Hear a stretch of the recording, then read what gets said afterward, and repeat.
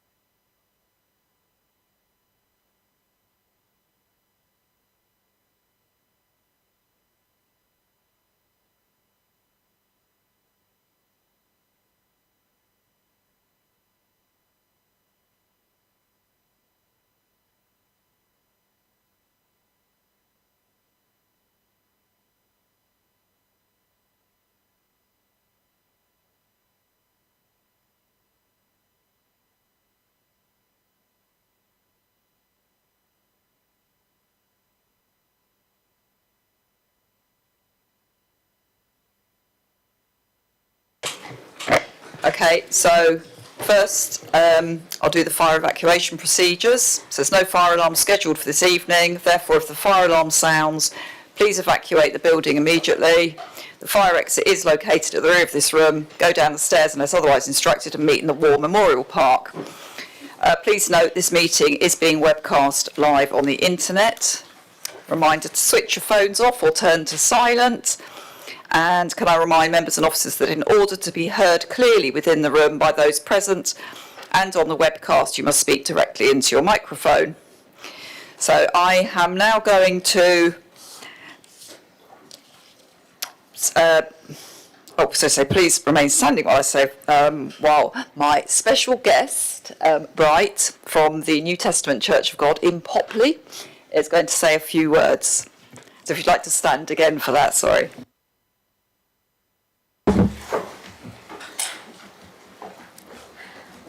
Mayor Teston, councillors, friends, good evening. Thank you for inviting a voice from the community to share a short reflection before you begin the work of the council. I want to reflect on two words that hold towns like Basingstoke together: stewardship and servant leadership.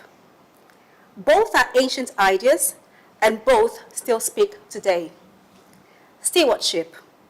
A steward is not an owner. A steward is someone entrusted with what belongs to others and asked one question: did you leave it better than you found it? There is a verse in Luke 16:10 that says, "Whoever is faithful in a very little is faithful also in much." That is stewardship in one line. Faithfulness with the small things, like a street, a budget line, a residence call, builds trust for the big things. Basingstoke doesn't belong to any one person in this chamber. It belongs to the nurse finishing a night shift, the shop owner on East End, the student at Queen Mary's, or the grandmother at Winklebury. You've been entrusted with their streets, their safety, their services, their future. Stewardship means we don't just decide for today. We ask, will this choice still serve the next generation? Will the child born in Basingstoke this year inherit a town that they are proud to call home? An owner consumes, a steward cultivates, and gives account. Servant leadership. There's an old idea that leadership is a crown, but the word king comes from the Old English kinning, son of the king. A king is literally one who belongs to the people. Jesus put it this way in Mark 10:43-45. Whoever wants to be great among you must be your servant. For even the Son of Man did not come to be served, but to serve. True leadership flips the chair. The chair isn't a throne to sit on. It is a position that lets you reach down to lift others up. Servant leadership asks, who is this policy serving? Not, who does this policy impress? It measures success not by headlines, but by how the quietest person in Basingstoke sleeps at night. Mayor, councillors, you carry the weight of budgets, of difficult choices, of voices that agree and does not agree with you. My prayer for you today is this: may you lead as stewards who cultivate, not just consume, not as people who wear a title, but as those who carry responsibility. May you lead as servants who belong to the king, not as those who stand above them. I pray that as a community, we are bound together in love and unity. Thank you for your service. Basingstoke is better because you said yes to this weight. I wish you well in your deliberations. My name is Bright, and I represent the New Testament Church of God. Thank you and welcome.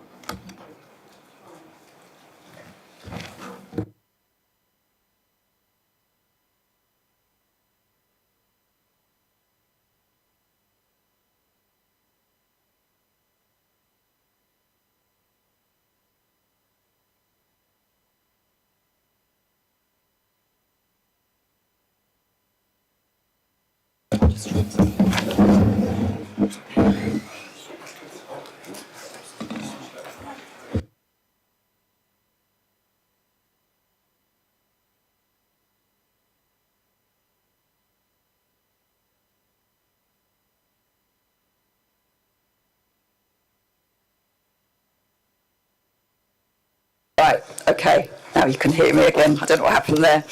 So, first item, please everybody else make sure you've signed in with your voting cards. You can see all my kerfuffling there. And the first item tonight is apologies for absence. So I have got Councillors Blackberry, Carr and Tom. I'll call on Councillor Harvey for any others. Thank you, Madam Mayor. I've got Councillor Ashfield and Councillor Connor. Councillor James. Apologies from Councillor Bound. Councillor Meanest-Bound. Thank you, Madam Mayor. Councillor Court, Councillor Elliott and Councillor Carr. Councillor Ibrahim. Thank you, Madam Mayor. Councillor Banerjee and Councillor Freeman on her way. And Councillor Miller. Thank you, everybody. Right, so are there any declarations of interest? It's a very short piece of paper here today. I think we all have an interest, yes. Right, so now we're going to go on to item number 3, which is the local government reorganisation. And we've got a report from the leader of the council and co-leader, the cabinet member for finance and property. So I'm going to call on Councillor Harvey to propose, and then we'll go to Councillor James second if he wants. Thank you very much, Mayor. I think it's important to start this debate, this conversation this evening that we're having, by making a few points about this process.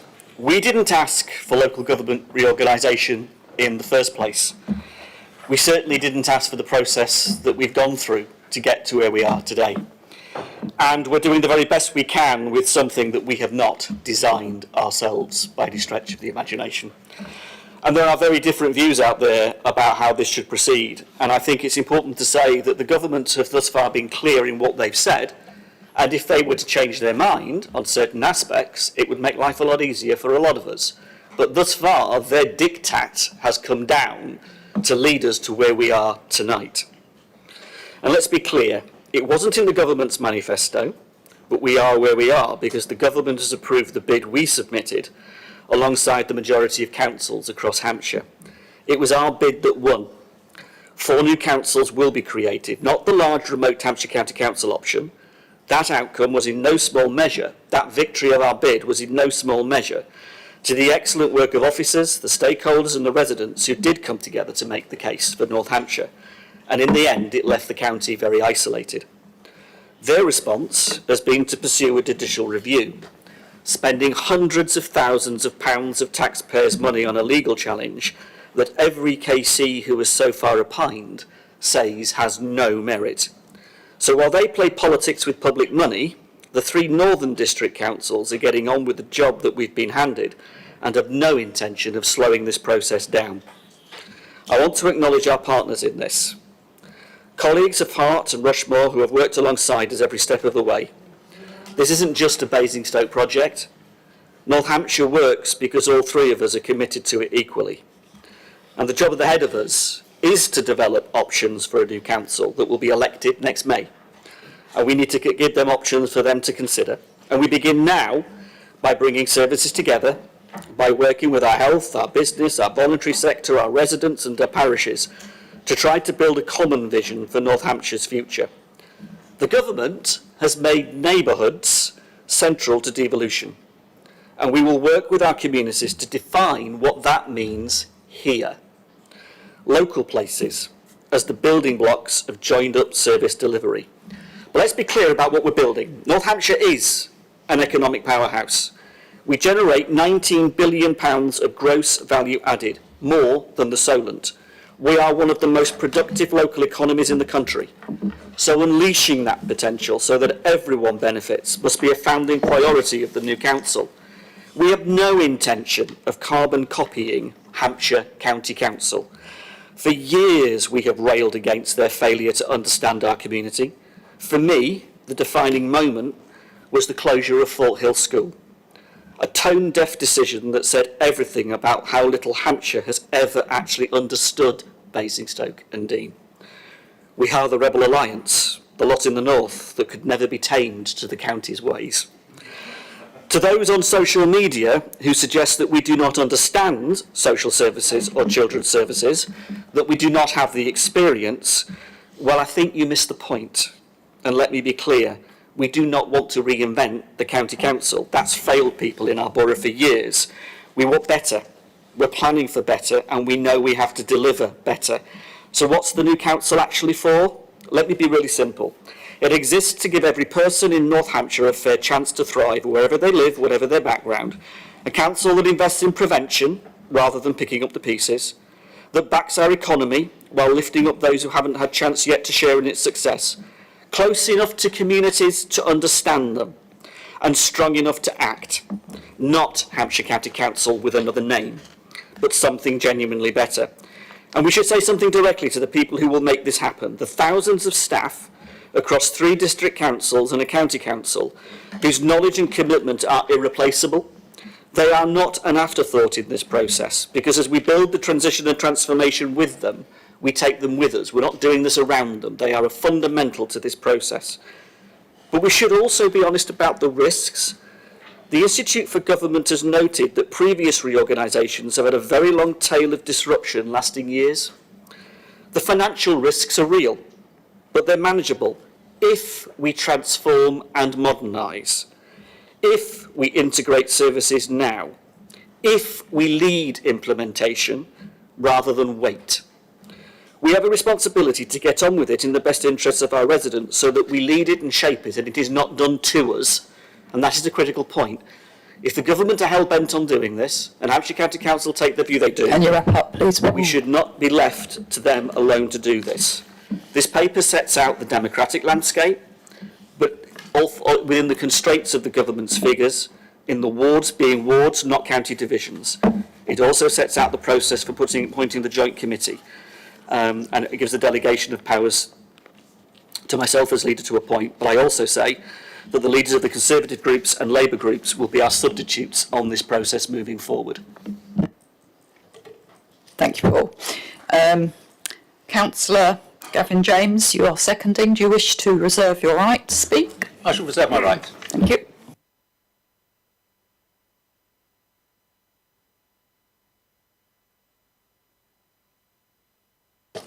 And we've got Councillor Konecka. You'll go for next. Thank you very much, Madam Mayor. So there are elements of this paper that I support. However, I also have very serious concerns about the proposed new warding pattern. Take my ward of Brighton Hill. As recently as 2020, we had 4 borough councillors and 2 county councillors split across 2 halves of the ward. So 5 elected representatives, locally elected representatives in total. Based on these proposals, we go down to just 2 locally elected representatives. This is obviously a significant reduction, you don't need me to tell you that, but it also has significant implications for residents, particularly in terms of local representations. There's a real risk here that residents won't get the support they need because councillors are spread too thinly. We heard at the start, Madam Mayor, about the importance of stewardship and to leave our borough in a better place than when we inherited it. I struggle to see how reducing our councillor numbers is going to do that. So with this in mind, I find it very difficult to support this in its current format, but I'm sure the government will just do what it wants anyway. Thank you, Andy. Councillor Meanisbound. Thank you, Madam Mayor. I will be supporting these recommendations this evening. I do so because the creation of a North Hampshire Council is already now government policy. And it is important that we take our responsibilities seriously to ensure that the people of Basingstoke and Deane are represented as fairly and as effectively as possible throughout the transition. Supporting these recommendations should not be mistaken for endorsing the process that has been imposed upon us by central government to make the best of what we can with it.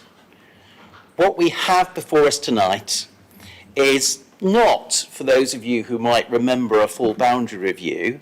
I say that because I speak to the representation issue. The boundary review that we last went through was triggered by my ward when it was a one-member ward with representation of over an extra 42% compared to the average of everybody else.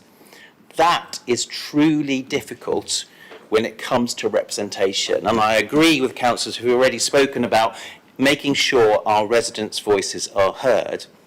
Instead, it is some sort of interim arrangement being developed under extremely tight timescales with significant restrictions imposed by central government. Frankly, the 85 proposal and what it does for democracy stinks. There is no easy way of saying anything else. Councils have effectively been told to work within existing structures, avoid more than 3 councillors per ward, and fit within the numbers determined by government. We have been told 85, and I have to support the proposal to make it 88. That would make it fairer and make every vote have equal weight.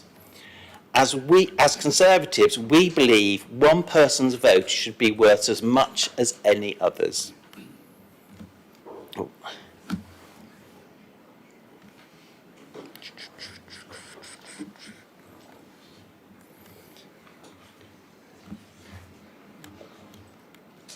So we favour the 88-member option. The report itself acknowledges that it provides more balanced electoral ratios across the new authority and therefore is fairer. It is what we should be trying to do for the future of North Hampshire and the new council. Madam Mayor, this is the best of a very bad job, which is why I will be supporting the paper. Thank you. Thank you. Councillor Ibrahim. Thank you, Madam Mayor. I would like to speak this evening in objection to the proposal that put forward in front of us today, because I don't think it provides a fair representation for our communities. Urban wards in Basingstoke, including Popley, Hatchwarren, Southam, Brighton Hill, and Norton, are significantly less well represented than rural wards such as Tadley and others. There are around over 30% more people per councillor in these urban wards in comparison with rural wards. I know that the usual guidelines is generally about a 10% of average ratio for electors to councillors. Yet, if you look at the annex in the report, you'll find many of them are way beyond this ratio. So even with the recommendations and guidance, we're way beyond this number. And this has a reason, it has a meaning. It has a meaning about ratio means representation of number of voices of residents and being able to be responsive and provide them with the support they need. And we all know residents in urban communities have different priorities. They have different needs and issues that affect their life. It's only right that they receive the fair representation as we provide to rural wards. We're also concerned about the total number of 85 councillors.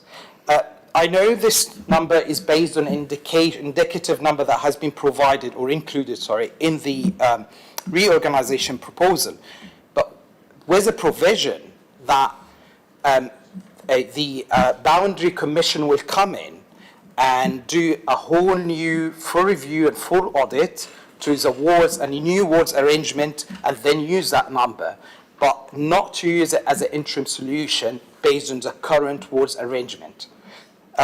You've also read in the report perhaps, and I'm sure our colleagues might mention it later, the government expecting 85 councillors, but we have seen it in the reorganisation. Yes, the government set a number, they expect something, but they're also flexible when it comes to the community needs and what will serve the community better. I've seen it when they set the 500k population for each unitary, and we went to them and many other unitary, asked, negotiated, proposed different alternatives, and they were flexible when it comes to what will serve the community best. These are guidance, and we should have tried our best to negotiate that for the best interest to our words. And let me put this is not about politics, because in urban words, we have almost, perhaps all parties in this chamber represented.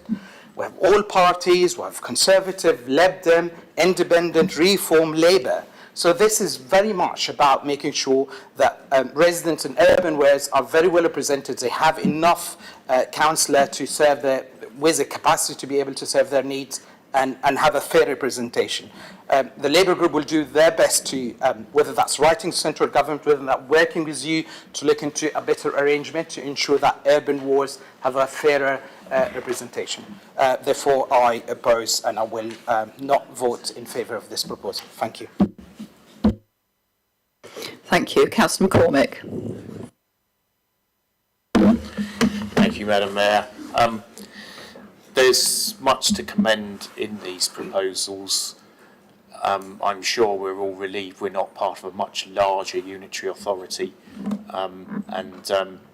To quote some of the county council leaders' reasons for that, he finally admitted in his letter to the Gazette that it was to prop up other parts of Hampshire. And let's be frank, we've known that all along with our £19.5 billion economy, that's what we were doing. I do have some serious issues with the warding arrangements. When you look at the ratio of electors per councillor, we have 4 out of the top 5 being Popley, Brighton Hill, South Ham and Brookvale. Urban wards, rural wards having 3 councillors in many cases, 44 in the 88 proposal, half the councillors being rural wards, only 40% of the borough's population being rural, over-representation. Rural areas are parished, they have more representation. I fear that the urban voices in this new council are not going to have the same hearing under these arrangements, which will mercifully only take place for 4 years, and then we will have a boundary review. But to be perfectly honest, the previous boundary review wasn't great either, because we had Buckskin subsumed into Kempshop. So where we once had 5 councillors representing Buckskin Kempshop, we now have 3. And where we once had 4 councillors representing Brighton Hill and Popley, we'll have 2. And that takes away the strata of the county councillors as well. But what amazes me is that in this interim panel, we've got 6 county councillors and 6 drawn from the 3 boroughs. The number of county councillors currently stretching across Basingstoke and Dean, Hart and Rushmore can't be more than about 20, yet we've got over 100, 120, something like that, in the 3 constituent lower tier district councils. Yet we've got the same number as them. There's almost like some kind of power grab going on behind the scenes. And what I fear with this, when I look at the demographics of this, and I look at the influence of the county councillors in shaping this new council, is that we'll just get a mini Hampshire in the north doing what Hampshire used to do, because the people that from the county come and say, this is how we've done it and this is the only way to do it. Well, that's not what we want. I'm sure I speak for many of us in this chamber in Basingstoke and Dean. We want a fresh start, a new opportunity to get a good, dynamic council that can show what's done. And when I look at other parts of the country, just going over the Berkshire border to Reading, for instance, or some of our great cities further afield, This is our opportunity in Basingstoke. It only happens once in a lifetime. Let's seize it, and if necessary, let's go back to government and demand something better. Thank you. Councillor Dillow.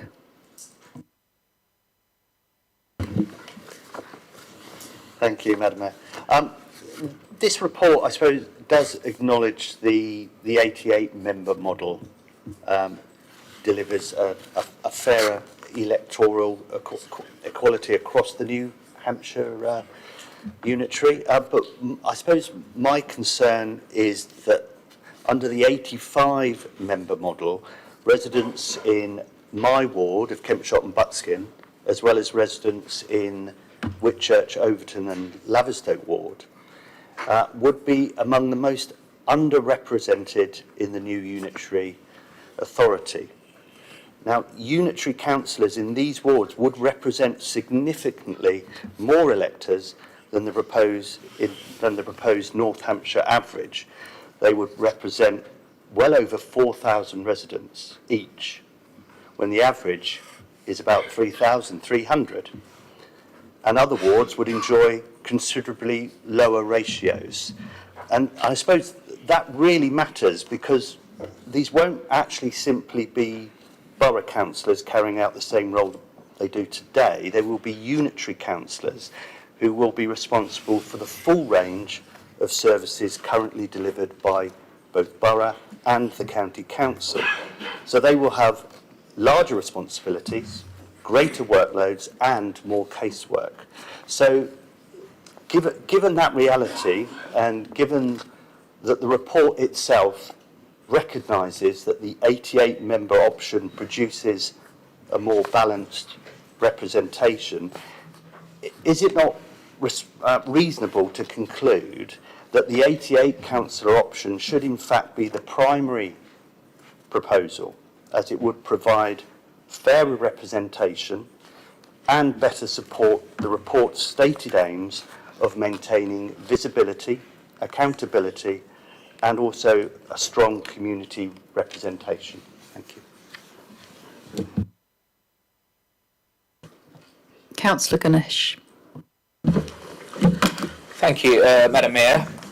Before turning the substance of this report, it's worth noting that, like the council leader mentioned, we are in a situation we just have to get on and get it delivered on time. That is set by the central government. But our focus should be on that ensuring the decisions affecting local communities are evidence-led, transparent and focused on the interest of the residents. As we consider Hampshire's future arrangements and the Basingstoke and Dean residents' place in the new authority, those principles should remain at the forefront of the decision making.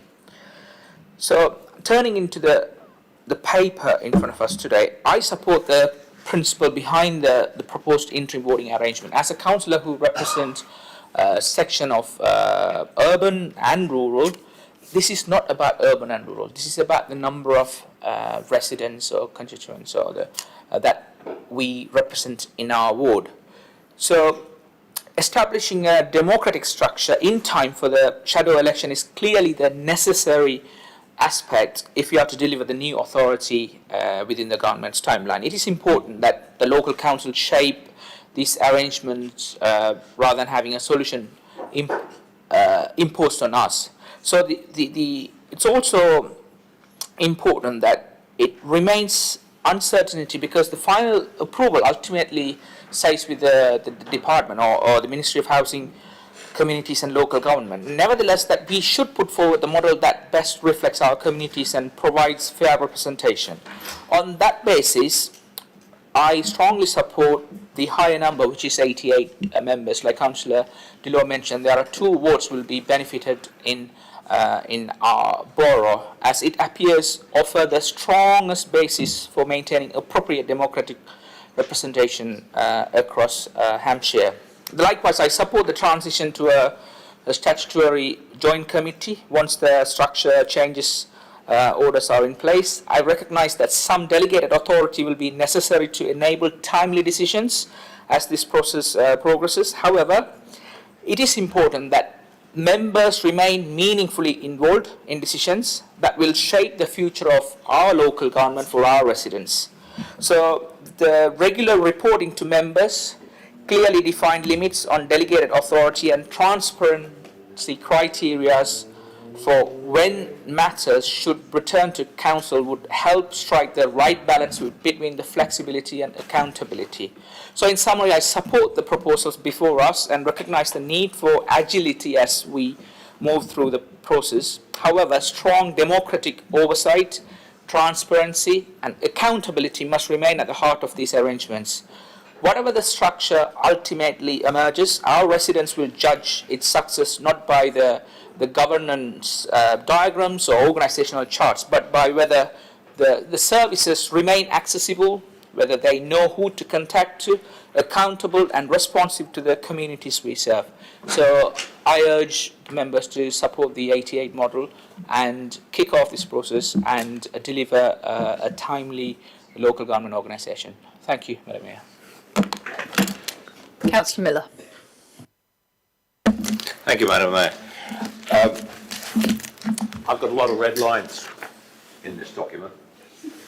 I'm not going to go through them, but I quite agree with what's been said tonight.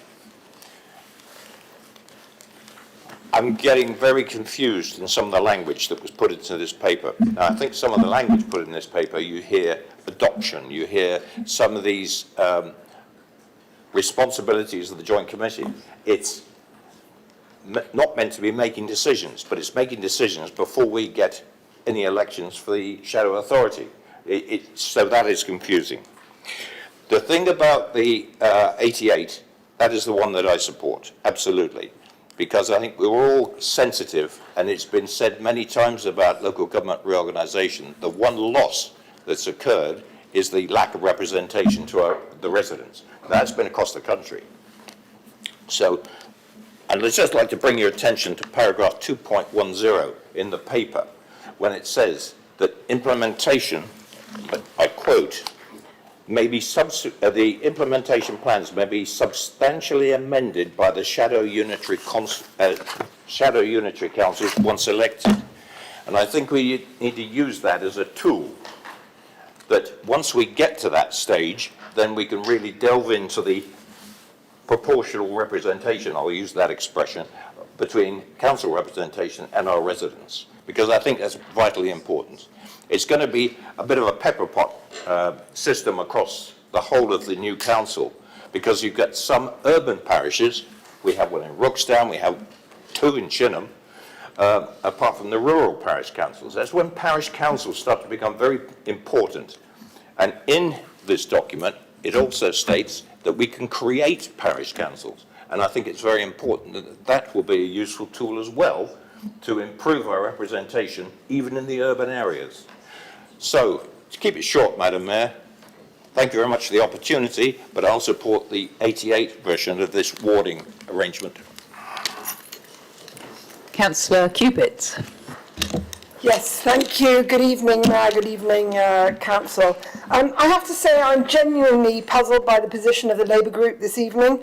We're being asked to believe that the Labour councillors oppose local government reorganisation, yet this reorganisation is being imposed by their own Labour government. The Labour group intends, we understand, to vote against these proposals whilst the government they support has created them. That is a very difficult position to reconcile. If this reorganisation is wrong, then surely the Labour government was wrong to impose it. And if the government is right, then why are you, the Labour councillors, opposing it? Residents watching this debate this evening could be forgiven for wondering exactly where Labour stands. Now, I do not say that to score political points, because there are genuine concerns about local government reorganisation. And this is not simply a debate about administrative structures. It is a debate, as many who have spoken earlier discussed, about democracy, representation and accountability. And many of us are concerned that larger authorities lead to larger wards, more distant decision-making and weaker local representation. Those concerns are real and they deserve to be heard. But there is something else that should concern every councillor in this chamber. That at the very same time as pursuing local government reorganisation, the government has also announced its intention to reduce the role of elected councillors in planning decisions. Many of us devote a huge amount of our time to planning matters. We read the reports, we visit the sites, we listen to residents, and we make difficult decisions that shape the future of our communities. Planning is one of the clearest examples of local democracy in action, and residents elect councillors to represent them, and councillors make decisions in public and are accountable for those decisions at the ballot box. If councillors are removed from the process, local democratic accountability is further weakened. If decisions are taken further away from local communities, local voices become less influential. And when you combine that with the local government reorganisation, many residents will understandably ask whether power is moving closer to them or further away from them. And those are concerns we should all share. However, whilst others have focused on opposition, this council has focused on preparation because, as the leader said, we are where we are, it's not where we want to be. And that is why I want to recognise the outstanding work of the leader and the chief executive and the senior officers, because whatever one's views are of reorganisation itself, the reality is that the change is coming. And we're being asked to believe,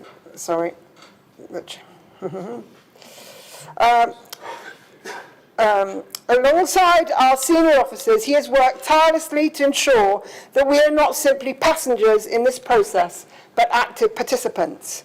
And more importantly, he has approached this challenge with the right mindset, not by seeking to preserve every existing structure, not by trying to recreate legacy councils under different names as alluded to by earlier speakers, not by carrying forward every inefficiency and weakness that currently exists in Hampshire County Council.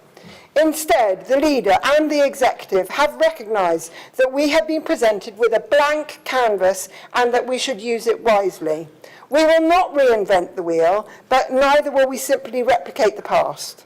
I think we have to embrace the fact that the change is coming and be positive and assure our residents that the service that we provide for the future will be far better than the services we receive from Hampshire County Council. Thank you.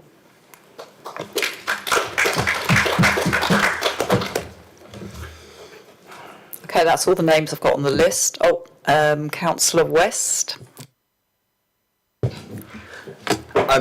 Firstly, just to take a couple of the points you made there, Councillor Cubitt, I think, that Councillor Cubitt made in her speech. I think on the point about the work that's gone into this, I think it's really important to acknowledge that, and that work has been done to the guidance that's been set by the government. That has been, I really appreciate the work that has gone in from the leader, from the officers, from everyone who's put that work in. This also, to take your other point, won't be the first time that our group chooses not to deputise for our government and pushes back on things that our government may or may not have done. It's important for us, we feel, to represent local residents and to represent people in the north of Hampshire at the moment, as opposed to necessarily coming here to deputise for a Labour government. Under the plans, councillors representing wards at the moment, such as Popley, Hatchwarren and Beggarwood, South Ham, Brighton Hill and Norden, would represent an average of 3,753 residents, whilst councillors in a number of other wards would represent an average of 2,855 each. That amounts to around 31% more residents per ward in some of these wards where we're only going to have 2 councillors. That's one of the reasons that we, as a group, have decided to not support these proposals today, and I understand where they've come from, and I think it's really important that hopefully we can work productively going forward to push for more, because I think we, united across the chamber seems to be a feeling that we do want more democratic representation for our residents. That's not a niche political point that anyone's making. I think it's true to everyone, and I think we do have a responsibility to push back on that, and I know you also have a responsibility to put these proposals through in a timely manner. Another concern that we've only really heard about personally in the last few days, I've been talking to Rushmore colleagues, and they're really concerned about the proposals for wardings in that area, that part of North Hampshire, in Aldershot and Farnborough, that don't feel like they would retain the community identity and the democratic representation, that's the word I was looking for, democratic representation that the residents have gotten used to. So I think it's really important that we address that going forward, and I know that Rushmore will put proposals forward, hopefully, that might address that as well. So yeah, those are the main two concerns for me, and the main reasons why I won't be supporting the current proposals in the current form, but I do hope to be as productive as possible in going forward and helping to push for what we feel we need for our residents. Thank you. Councillor Mamalaneni. Thank you, Madam Mayor. This proposal would reduce representation for my ward, a matter that warrants careful consideration. A reduction in the number of councillors may limit the capacity to effectively represent residents who rely on us to advocate. To put the numbers in perspective, Brookwell and Kings Furlong ward is 3,880 per councillor, whereas the Winkleberry ward, Winkleberry and Manydown, is representing 2,700. This is the vast difference that we need to acknowledge. The process appears to have been largely directed by central government with limited scope for local adoption. Concerns have been raised not only by members of this council, but also the representative from their own government party. These observations suggest that the proposal merits further scrutiny.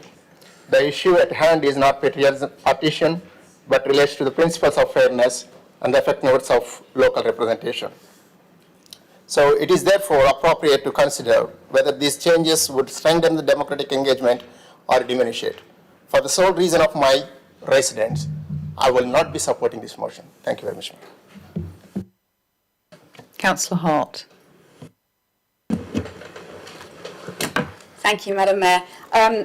I also have concerns about the warding arrangements, but I'd like to highlight one point specifically and highlight a hope that I have for any of us that get to be part of a future unitary council. This is going to be an incredibly difficult challenge. Hatchwarren and Beggarwood will move from 4 representatives to 2, essentially doubling the workload, and that workload is comprised of working on and making decisions about some of the most vital and underfunded and undersupported public services that we have, that we rely on. The people that we elect to do that job will need to be dedicated and smart and work furiously hard for very long hours to do that job well. That is a privilege that I, and I'm sure many of my colleagues here, are game for. However, the LGA survey from 2022 says that average hours per week for a unitary authority councillor stands at 27.5. The upper quartile do about 37.5 a week. That's somewhere between a part and a full-time job.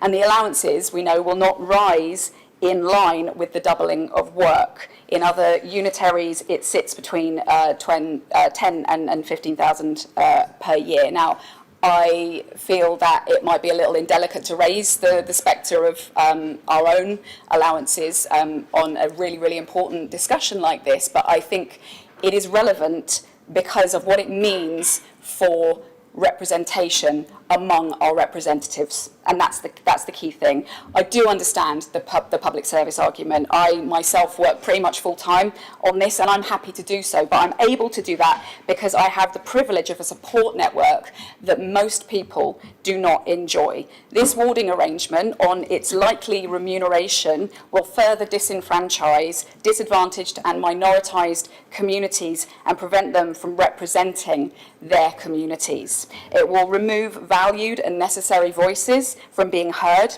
It will take these chambers further from the goal of equality and representation and force them backwards towards yet more homogeny.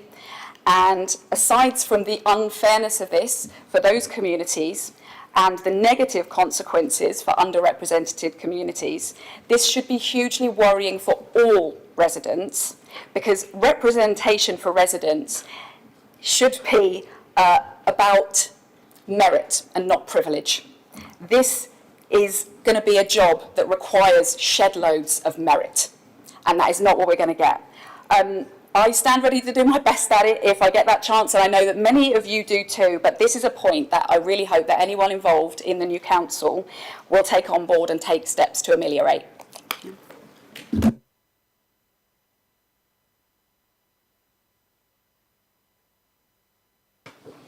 Any more takers that haven't spoken yet? Okay, I think, Councillor James, I think you're ready to go. I shall exercise my right. Yes, Madam Mayor, thank you. I used to believe in two-tier government. I thought it was the best way of delivering stuff. And then I got elected to Hampshire County Council. And within about an hour, I realised it didn't work. And over the last 9-10 years, I've gone back to check on a regular basis, and it definitely doesn't work. So I absolutely believe in this new Northern Hampshire Authority. I think it's got huge potential. I think it's fantastic. I'm very excited about it. I think bringing two tiers of government together means we can do so much more. We can integrate services better. The frustration is trying to get it started now. There's opportunities to run things more effectively, more efficiently, better value for the taxpayer, producing better outcomes for our residents is something we should all believe in. And I think we can do it. And it's unfortunate that Hampshire possibly aren't in the same place in terms of their desire to really make this happen. So whilst I agree with the concept, obviously we've got to deal with what's on the paper. The Labour government talk about strengthening neighbourhoods, empowering communities, and this really doesn't feel like it. The size of the new authority was set by the government. The timescales were set by the government. The ward numbers are dictated by the government. And Hampshire was given an outsized role in shaping the process by the government. So this isn't local government reorganisation, this is central government reorganisation of local government.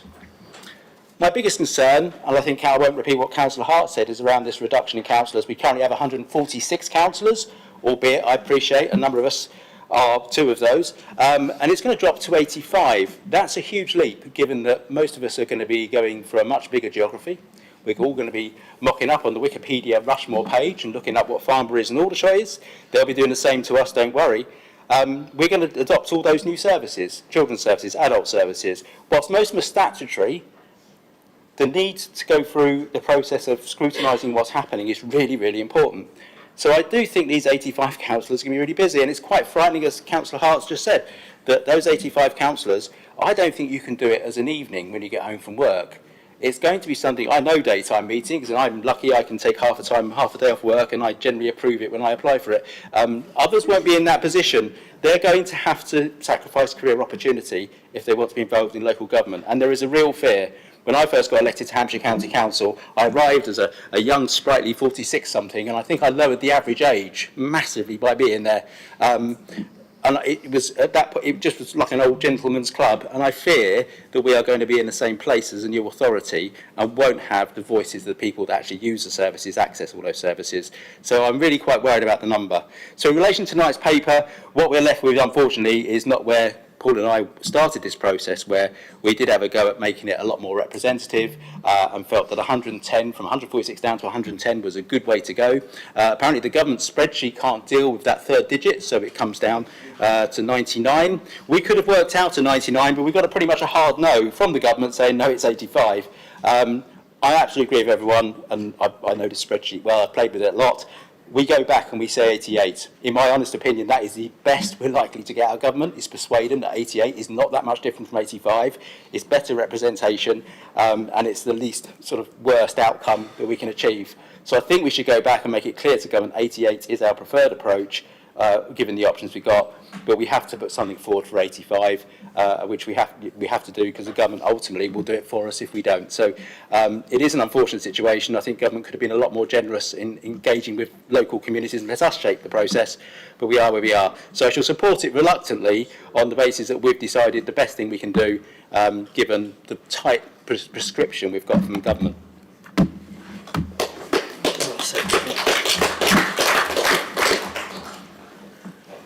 Okay, so Councillor Harvey, do you want to sum up? I would like to, Madam. This whole process has been driven from the centre. This entire debate we're having this evening is because a minister decided, outside of a manifesto, that they wanted to reorganise local government. It started in the Labour corridors of power at Westminster, and the result of the debate we're doing tonight is a direct result of their choices that they've made and imposed on us. Make no mistake of that. And all the dancing on a pinhead from the Labour group tonight, as much as they tried to, the truth of the matter is, we put 108, 110 to the government, and they said no. In fact, if you think about it, we start with 146. We've actually got 126 district councillors, and they weren't interested in that. They wanted to potentially go with county divisions, not wards. Think about that. In Surrey, there are 563,000 people in the brand new East Surrey Council. There are 72 councillors. 8,000 residents per councillor in that first council that's at the vanguard of this entire process. That isn't democracy. That's central government fiddling with local government, choosing to interfere because they want fewer councillors, because they don't want democracy actually. What they want is control. That's where the mayors come from, because they'd rather talk to mayors than to council leaders and to councillors. That's the whole point of this process. So if we push back, we should. And if 108 is possible, we should love it and take it and thank you. But that is not what they've said. And I don't want a minister sat in Whitehall designing the wards in Basingstoke, deciding who gets elected on the basis of them drawing the boundaries. That is not democracy. The best we do, the best we fought for with the system they've given us, is to keep our wards. Not county divisions, but to keep our wards. Because our wards are the smallest, most closest electoral area we can get away with in the government straitjacket they've given us. And it's okay. We can turn around and we can stick two fingers up to the government and say, do you know what? We're not going to take part in this process and get on with it yourselves. And we're letting every single voter and every single resident in Basingstoke down when they design the system, and we then have to somehow come back and deal with that. We either take charge as best we can and shape this, or it's done to us. And it's a real Hobson's choice. And I'll tell you what, the fact that we won the bid and we got the 4 councils was really important.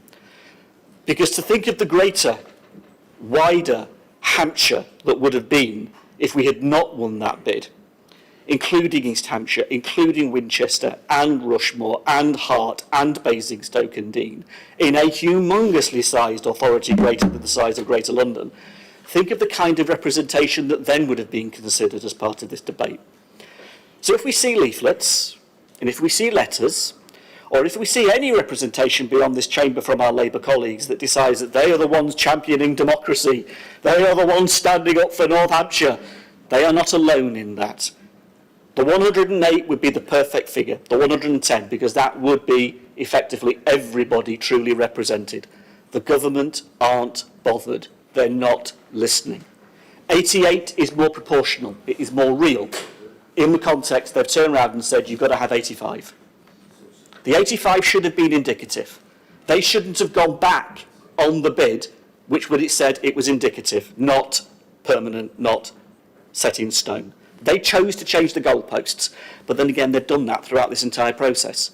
We'll probably go into this and wind up with the goalposts being changed again, because the ministers keep thinking over themselves on this, and we keep pushing. And actually, that's another really important point, Madam Mayor.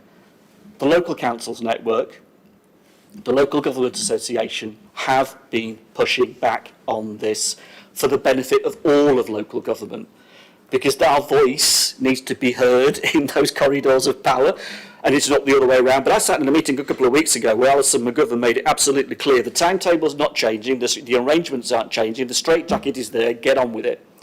That was their message. Now what I want to see is a North Hampshire Council that is set up, that delivers for the residents on social services, children's services, all the things we've ever wanted to change from Hampshire County Council because they don't understand us. They don't get us. They don't deliver the things that we want for our residents. But I want those staff at Hampshire County Council to come to work with us and unlock that talent that they've got to be part of this new authority as well, and as well as our schools, and as well as the health service, as well as all of those partners that we want to empower Councillor Harvey, as part can of you this sum up, process. please? And I would just say in terms of the joint committee, that was probably one of the most difficult things, Madam Mayor, and I'll just say this in finishing. The six county councillors and the 6 borough councillors came from the government. It was their choice. You win the bid and then hand the whole process to the county council to implement. I think that was the most screwed up point of all of this.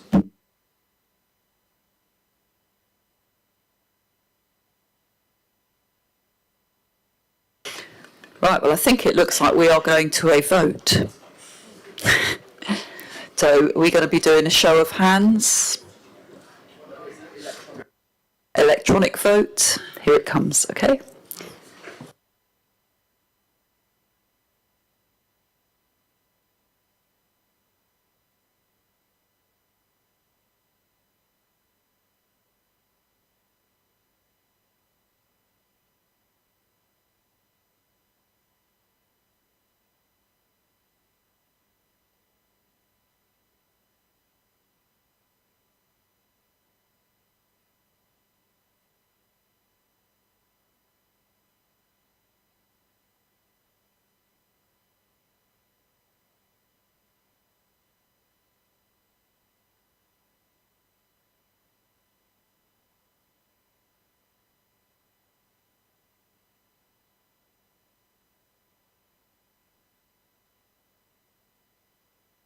Has everyone voted who wants to vote?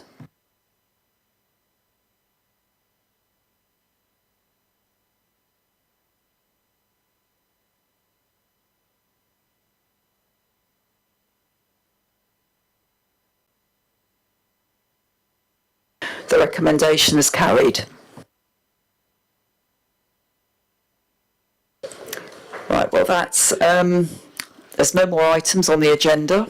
So there you go, we have just finished within the hour. Well done everybody.